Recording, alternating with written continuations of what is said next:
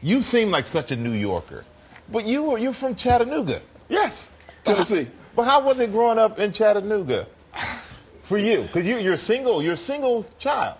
Yeah, I'm an only child. Growing up for me was kind of fun because I had my grandparents. My mom was actually in D.C. working, so I was with my grandmother, my grandfather, and my aunt, Edna, who was a school teacher.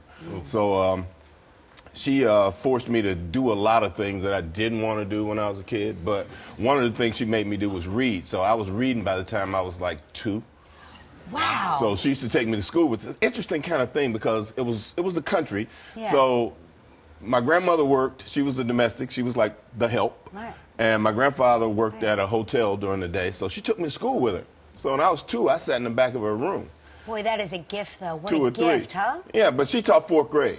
Right. So when You were very advanced.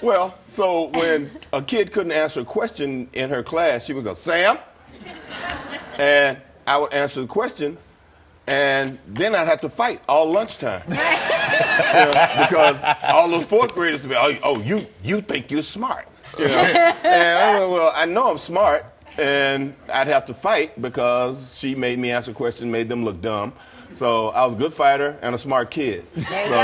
I had all those things going for me. But I also grew up in segregation, so I learned a lot of lessons that most people don't have to learn today or shouldn't have to learn. But I learned how to conduct myself around the superior race in an interesting sort of way. You don't look people in the eye, but I did because I didn't know any better. So when I went to work with my grandfather, he also cleaned offices in the late afternoon. One office in particular was a real estate office.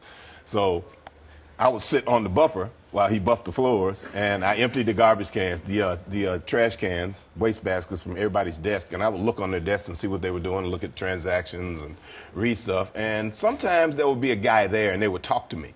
And I would look them in the eye and talk. Right. And my grandfather would just be shaking, like, right. Oh, my God, because I'd ask them questions, and they were like, boy, this boy's smart, Ed.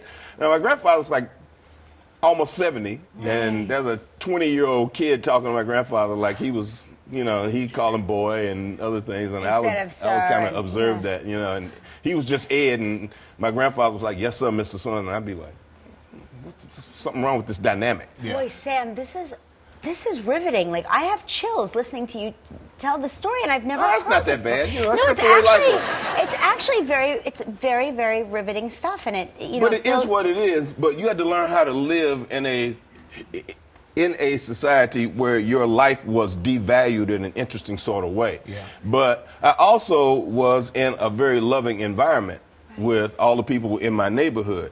So all the teachers I had actually taught my mom, her brothers and sisters.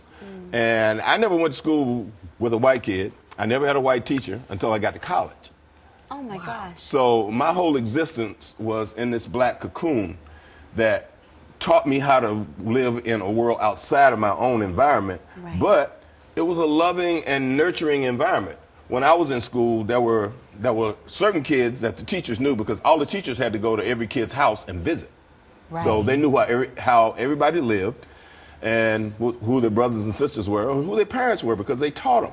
Right. So when I was there were certain kids that had to learn how to diagram sentences and spell and do stuff because they were going to get a job or they were going into the army or whatever. So in that same class, I'd have a book on the other side of the room reading Shakespeare. Wow. Because I was going to college and I had to take the SAT. Wow.